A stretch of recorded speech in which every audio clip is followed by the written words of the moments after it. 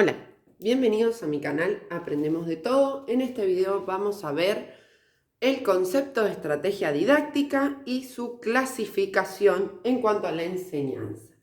Bien, recuerden que seguimos con la temática de didáctica. En el video van a tener diferentes conceptos y nociones sobre herramientas didácticas, qué es la didáctica, comparación entre la pedagogía y la didáctica, etc.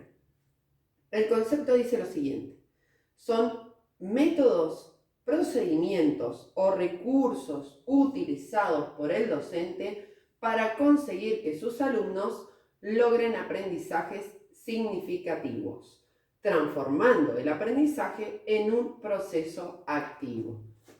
Entonces, son métodos, procedimientos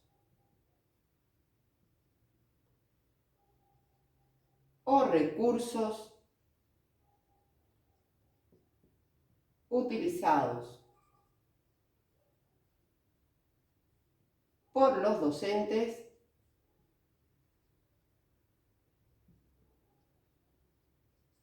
para conseguir que sus alumnos logren aprendizajes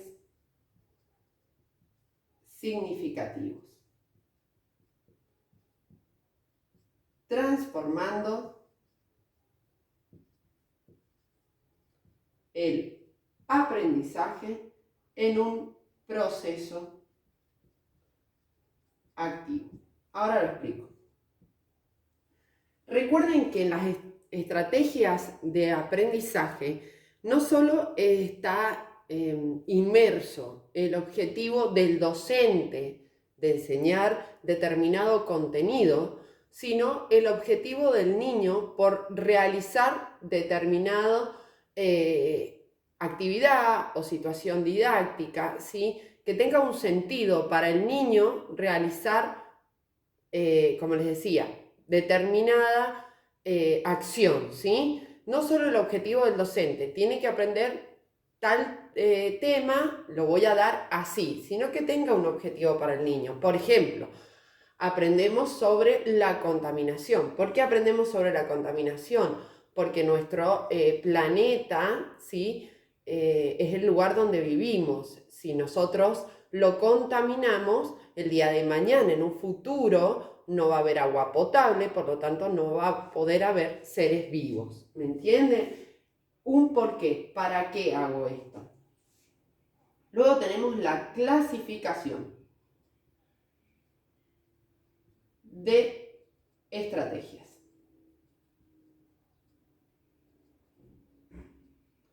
Dentro de esta clasificación tenemos las estrategias preinstruccionales.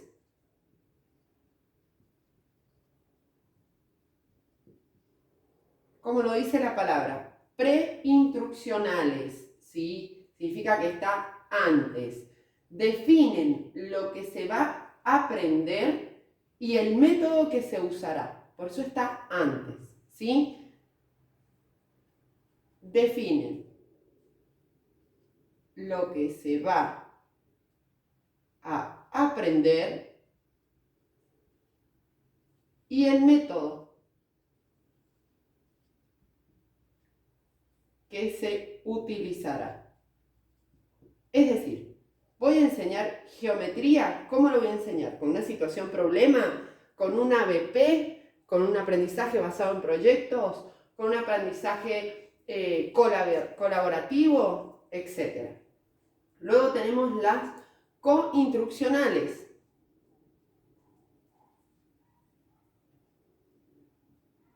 que se refieren a lo siguiente: los estudiantes tienen los materiales e información suficientes para completar su tarea.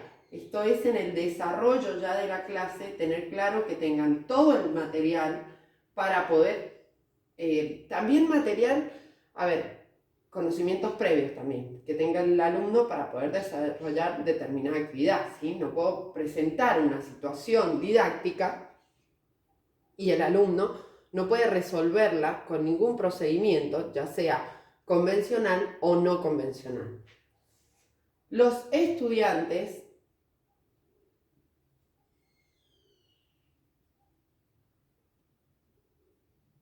poseen todo el material e información necesaria para realizar la tarea o actividad, etc. Y finalmente tenemos las postinstruccionales, como lo dice la palabra pos, finalmente. ¿Qué sería? Sería como la conclusión, la reflexión sobre lo visto, ¿sí? Dice que son resúmenes, mapas conceptuales, etc. El estudiante ya tiene una visión general del material.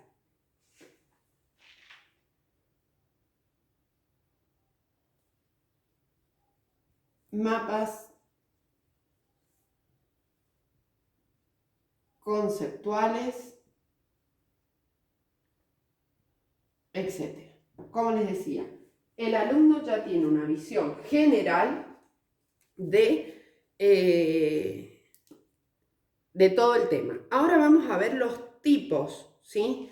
Los tipos de estrategias que se pueden utilizar en la didáctica. En las estrategias didácticas, perdón. Recuerden, si tienen alguna duda, pueden dejarla en los comentarios o necesitan alguna aclaración o tema, ¿sí? También compartan si les sirvió el video. Y les agradezco infinitamente los comentarios positivos. Bien, tipos. Los tipos de estrategia que puede utilizar el docente, ¿sí? Elaboración de resúmenes.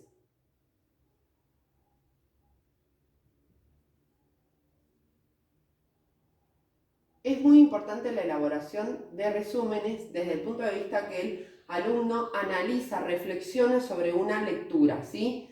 Y sintetiza, extrae ideas principales, conceptos, ilustraciones,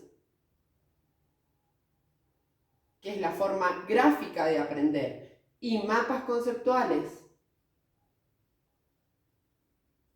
Los mapas conceptuales dan orden y dan una visión general sobre la temática que estoy enseñando. Orientación. La orientación se refiere a ¿qué? A guías de preguntas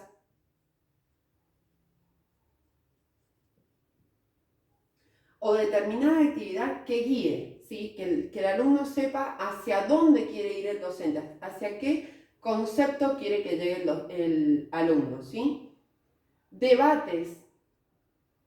Recuerden que los debates deben ser guiados, bueno, todo debe ser guiado por el docente, pero los debates en sí son muy importantes que el docente vaya encaminando el debate. Y analogías. La analogía es como una comparación, o sea, cuando damos una temática, ir comparándolo con un tema más sencillo o de la vida cotidiana del alumno. Bien, espero que les haya servido. Cualquier duda que tengan, por favor me la dejan en los comentarios. Si te sirvió, regálame un me gusta, comparte y suscríbete. Adiós.